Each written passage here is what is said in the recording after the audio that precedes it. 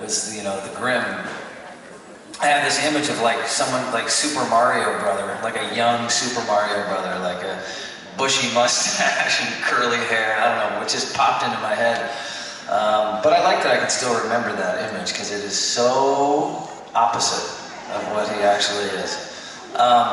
He is a very, very kind but twisted little dude. He has a very, very strange sense of humor. And I think for someone who's as handsome as he is, his sense of humor is very, very dark and strange. So he's the real combo of a person who looks kind of right down the middle in a way, like could be an insurance salesman, or could be a doctor, and he's just got a weird little mind up in there. He's from St. Louis. He's a Heartland boy. He likes the St. Louis Cardinals, and he says the strangest things. Let's see, who's next? Russell. Russell is awesome. Russell is a great guy. He, when we first started, Russell had never done a pilot that did not get picked up and go to be produced as a series. So we felt like Russell was our good luck charm, because I had never done a pilot that got picked up and had gone to series. So Russell, we were all like, it's gonna go, it's gonna go. Russell's like 5 for 5, man. He's never done one that hasn't gone. So I was like, all right, I'll buy that. And I still remember the moment that when I realized that that the pilot had been picked up to go to series. Because you guys know how that works, right? You shoot the pilot like in the spring, and it begins with 1,000 ideas that turn into 500 scripts, that turn into 100 pilots, that turn into 25 pilots that actually get produced, that turn into 5 that get picked up. So it's a very, very small percentage. And I remember I was at a friend's house and we were refreshing Deadline Hollywood as they were announcing the shows. And they had announced, NBC had announced 4 shows. And I forget what they all were at this point, but we were not among them. And so I was like, well, that's it. And then we pressed refresh again, and then it was like, and grim. it was like we stumbled into it's like someone walking on stage and tripping on their way onto the stage. But here we are still. So that's all due to Russell. And then Bitsy, the beautiful Bitsy Tulloch. I don't really work with her that much, so she remains somewhat of an enigma to me. She also, for all of her beautiful outside, has a very strange sense of, which is, she and David are a good couple on the show because they both share this kind of dark sense of humor. She's a very smart lady, reads really thick books all day long. And she bumps into things like on a regular basis. I've never met anyone who's more prone to like knock things over or stub her toe, twist her neck. She's like a little bird. And if you're too rough with her, you'll crack a bone. But they're a great pair. Then of course there's me, who you've got enough of me right now. We don't need to go into that. And then there's Sasha, the giant. Sasha's 6'4", I think. Big, broad shoulders. Very charming. Loves clothing. I mean, the guy's he's a clothes horse. And he's really good at what he does. It's very hard to do that kind of, dead eye, don't do much, be really brooding and serious. It's very hard to do that believably because it could easily come off as mannered. And I feel like he really infuses a life into something that could easily be kind of, he could phone it in, no pun intended, because every scene is on the phone for that guy. I feel bad for him. He's just on the phone all episode long. And Adeline is trapped somewhere in Vienna, Adeline is like on another show somewhere. But I love Sasha. He's a very, very sweet guy. He's one of these guys who, again, very strapping and handsome, and underneath just ready to pop out. It's like a little Woody Allen kind of, hey, how you doing? But underneath, you know, he's on top of it. He's like, "Hi, I'm Sasha." But at any moment, he's Gandhi. And then there's Reggie, who I was in a class with Reggie, you know, Sergeant Wu, the lovable and sarcastic Sergeant Wu.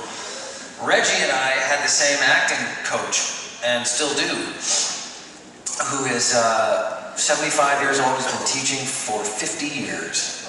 This guy is incredible. His name is Harry Mastro George, and he's one of the great he's one of the great unknown acting teachers of all time.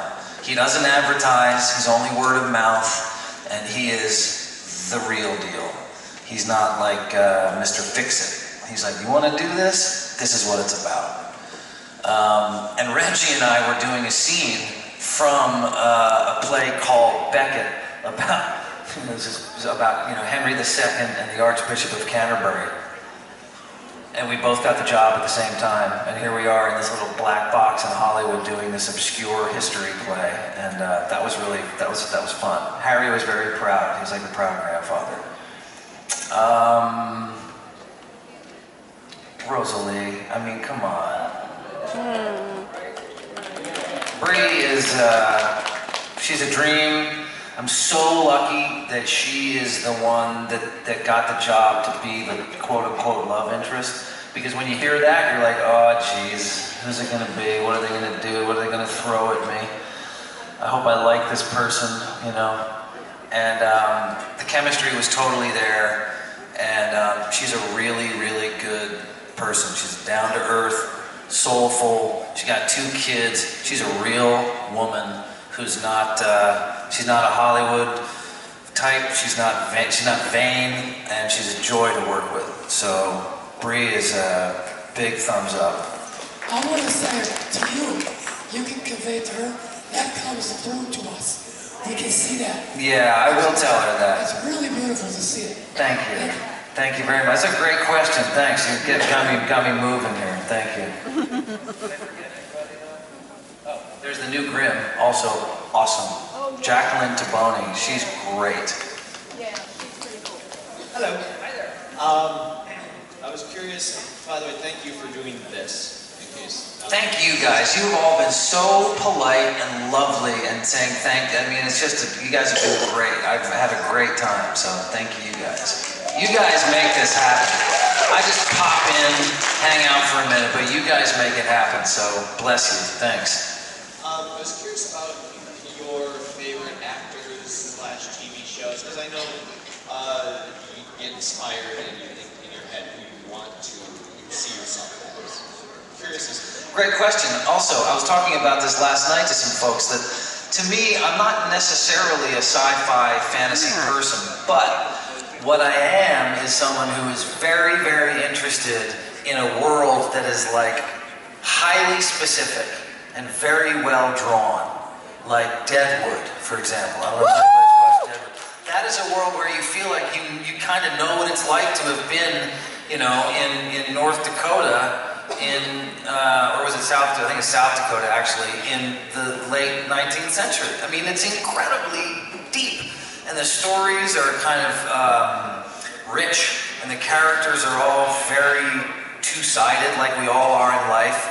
You know, there's heroes and villains, but the villains has a good side and the hero is kind of a screw up, you know what I mean? So that's one of my favorite shows of all time. Shows like The Wire, Baltimore style, you know, like really rich storytelling where the world is where people aren't messing around. People are taking it very seriously. Battlestar Galactica? Yeah. I'm telling you, man, frack, look at you. What does it say, frack? Frack, yeah, frack cancer is right, man. You know, the lead camera operator on Battlestar is the lead camera operator on Grimm. And I didn't know, this guy is a genius, I'm not kidding. He's about this big. He can fit inside a small closet and still make the world look like it's, you know, tumbling through space. I mean, the guy's incredible. And I remember, because I watched Battlestar Galactica like ravenously, and I started watching I watched the 2-hour sort of pre-premiere, you know what I mean, like that gives you the backstory, and then I watched, the entire series, and I'll probably do it again at some point, because when the entire human species existence are the stakes of a show, that's, it's kind of hard not to get invested. So anyway, I remember when I saw that I was doing a scene in Grimm, and I walked out of the bar, and I was walking down the street, and I realized Timmy's got a Battlestar Galactica jacket. And I was like, oh, dude, man, that show was awesome. He was like, oh, yeah, no, that was my show. That was my thing.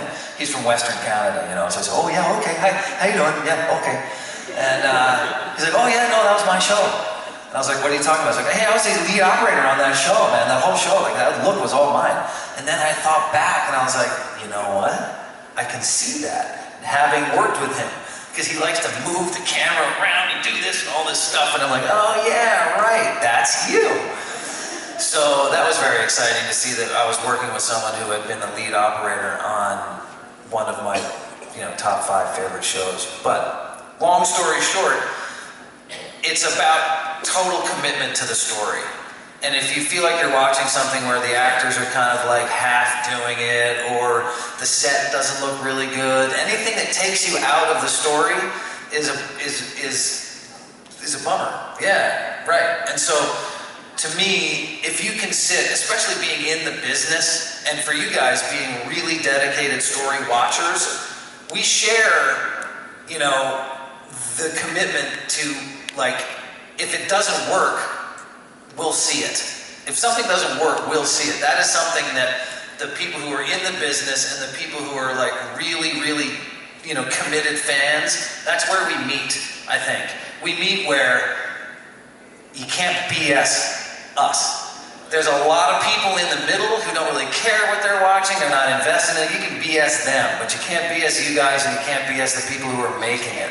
So any show that I can stay with, that I don't see through, that's what I'm for. Thank you. Thank you. First, a little short question. The show is set in Portland, but you're shooting Vancouver? No, we shoot in Portland. Yeah, we shoot Portland for Portland, which is, there was Leverage was there for a minute. Yeah, you guys know Portland? You from Portland, or It's a great town. It's a beautiful, beautiful place. But Timothy Hutton's show on TNT was there, and they were shooting Portland for Boston. And then we showed up and we're like, Portland for Portland, man. And then they moved their show in the story from Boston to Portland. So we got the drop on them. Yeah. It has a very rich look, both the interiors and the exteriors. It's just, the cinematography is beautiful. Yeah, thanks. I think everybody that does the art on the show, from cinematography to wardrobe, it's like one of those things that all comes together. But the look is really, Portland is critical. What I'd like to ask you is, you're kind of, in the beginning, you were exposition boy, and I'm stealing a term from Amanda Tapman, who said she always had to explain everything. She called herself exposition girl on Stargate. How did you like having that role of explaining to Nick what it was to be a Grimm? That's a great question, and I've been asked it before, so I've thought about that. But I wasn't thinking about it in those terms when I was doing it, because it didn't feel like exposition, it felt natural. But having been made aware that it was exposition, I realized there's exposition which is obvious and patently just there to move the story along. But then there's exposition where you're explaining things that nobody knows what they are. As opposed to in a normal story when you're not talking about, different types of Vesson and what they do and how they behave and where they live, which is all totally imaginary. when you're expositing on, the doctor took the poker chips and, drowned the girl in the bathtub. It's like, okay, that is sort of, we know that type of exposition. But when you're explaining something that is totally imaginary and new, it doesn't really feel like exposition. It sort of feels like it's a window on a world, which is richer than sort of the standard plot chugging along exposition. So I always found it kind of intriguing to invest myself in the reality of the world that I was describing. Because it's not our world, it's Grimm world, which really is our world, if you want to flipping around. But that's a good question. Yeah, it was exposition about things that nobody knew what they were in the first place. So I felt like I was kind of I was the voice of the show at the beginning. I was the voice of the world. I was your personal Grimopedia, not just Nick's. So I kind of enjoyed that role. Well, one last thing, and then I'll sit down. But you are also the levity on the show. Any humor, any light moments that come around because of Monroe. And in a show that is so dark, otherwise it can be, I mean. How do you like having that? Oh, it's the best. I mean, they give me fun stuff to say, and I knew Jim.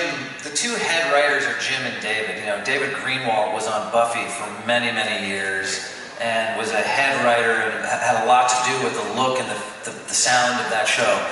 And he and his writing partner, Jim, who's the one who came up with the idea of the Grimm can see things that we can't, they're the team. And they're the guys who really, they basically, as I said yesterday, they basically write every script. Jim and I had worked together a couple of years prior to Grimm coming across his radar. And he got me, and I got him, and I got his sense of humor.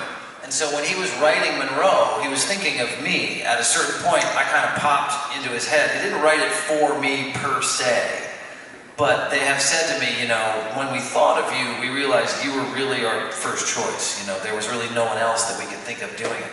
So I feel as though I hit the ground running in a way as far as the character with a little bit of a head start, because it was written a little bit with my voice in mind. And I think that's partly why there was a really early synchronicity between me and the character.